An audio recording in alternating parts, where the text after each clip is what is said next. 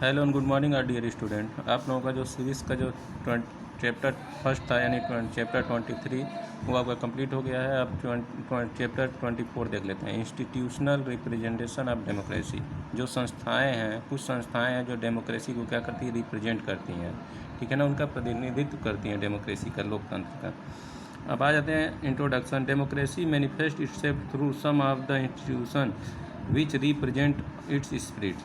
Democracy में कुछ ऐसे क्या है, इंस्टीट्यूशन है जो क्या करते हैं, उसकी स्पिरिट को क्या करते हैं, आत्मा को दर्शाते हैं, रिप्रेजेंट करते हैं। These institutions function to realise the democratic aspiration of the people. ये जो इंस्टीट्यूशन है वही क्या करते हैं, डेमोक्रेटिक गवर्नमेंट में वो क्या करते हैं, लोगों को एस्पिरेशन देते हैं।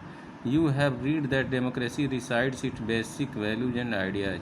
हमको क्या करना है, डेमोक्रेसी के जो रिसाइड्स बेसिक वैल्यूज हैं और आइडियाज़ हैं, ठीक है ना, जो मिले हैं हमको डेमोक्रेसी के, ठीक है ना, जो आइडिया हमको मिले हुए हैं। Which are chiefly concern with the well being of the people. ये किससे कंसर्न होता है, मेन रूप से वो होता है पीपुल के द्वारा, उनके अच्छे बर्ताव से, वेल बीइंग के वजह से, ठीक है ना। इन इट, अब इसमें the will of the people is supreme and all its action should be as per the democratic spirit. जो लोग हैं, ठीक है ना, वो क्या है, इसमें डेमोक्रेसी में सुप्रीम होते हैं और उसका जो एक्शन होता है, ठीक है ना, वो क्या होता है, वो आत्मा कहलाती है। डेमोक्रेटिक की जो दो आत्मा, समझ लीजिए दो स्पिरिट है, एक पीपुल है और उसका जो एक्शन है, ठीक है ना। We shall discuss some of the institution through which the democratic spirit of the people is manifested.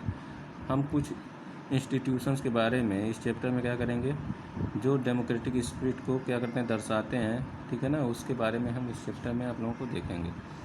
अब इसके बाद आया यूनिवर्सल एडल्ट फ्रेंचाइज, यानी सार्वभौम। यूनिवर्सल मतलब होता है पूरा ब्रह्मांड या सार्वभौमिक जो एडल्ट हैं उनका जो फ्रेंचाइज मीन्स होता है मताधिकार, यानी जो हम इलेक्शन में वोट देते हैं, ठीक है ना, वो। द टर्म फ्रेंचाइज और suffrage is meant the right to vote in election. Franchise और सफरेज का मतलब क्या होता है, जो हमको राइट मिला हुआ किसका, वोट इन इलेक्शन, इलेक्शन में जो वोट देने का अधिकार है, ठीक है ना, उसको फ्रेंचाइज या सफरेज बोला जाता है। In a direct democracy, direct democracy में the people gather at one place and take decision directly. जो डायरेक्ट डेमोक्रेसी होता है उसमें जो लोग होते हैं वो क्या होते हैं, एक जगह इकट्ठे होते हैं और अपने डिसीजन क्या करते हैं, खुद लेते हैं। However this practice can not be put in to practice in the population in large. और ये जो डायरेक्ट डेमोक्रेसी है, ठीक है ना, वो जहाँ पे लार्ज पॉपुलेशन है वहाँ पे ये प्रैक्टिस में नहीं आ सकता सही ढंग से। Some form of direct democracy can be seen in our village where the villagers gather at the gram sabha in order to determine some important cases। ये जो चीज़ है, ठीक है ना, जो डायरेक्ट डेमोक्रेसी वाला चीज़ है, वो हमको अपने गाँव में कुछ ऐसे गांव हैं जहाँ हमको देखने को मिलता है, जहाँ लोग क्या करते हैं, एक जगह ग्राम सभा में इकट्ठे होते हैं और कुछ इंपॉर्टेंट केसेस पे क्या करते हैं, अपना निर्णय देते हैं, फैसला सुनाते हैं ग्राम पंचायतों में, ठीक है ना। इन view of the practical difficulties the idea of indirect democracy was mooted.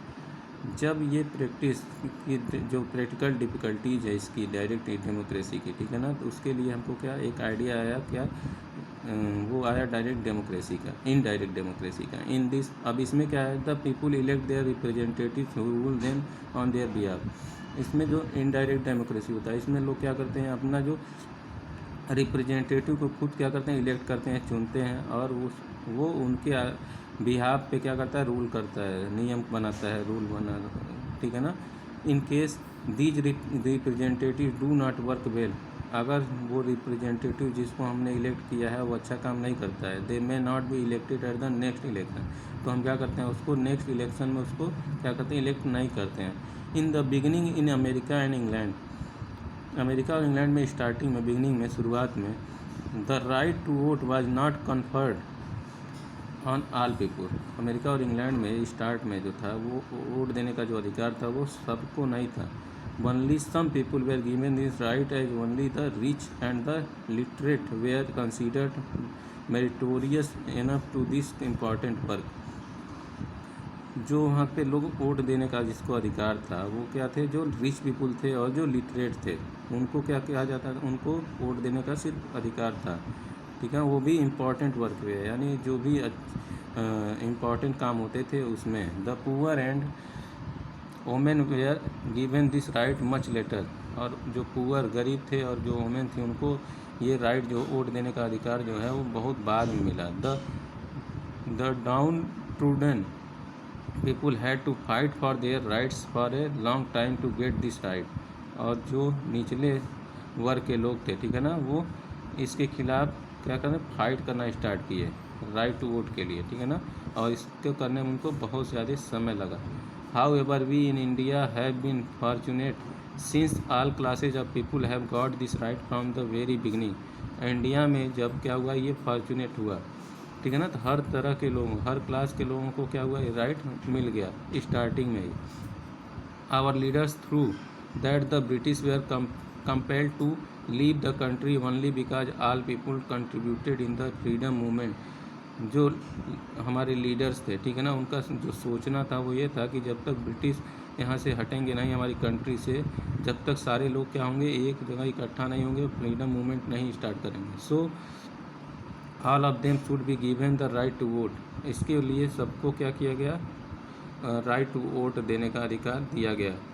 जब यहाँ से क्या हुए, जब ब्रिटिश यहाँ से चले गए। एट प्रेजेंट, आज के समय में all citizen of India above the age of 18 years can cast vote in elections in if they are registered in the electoral roles.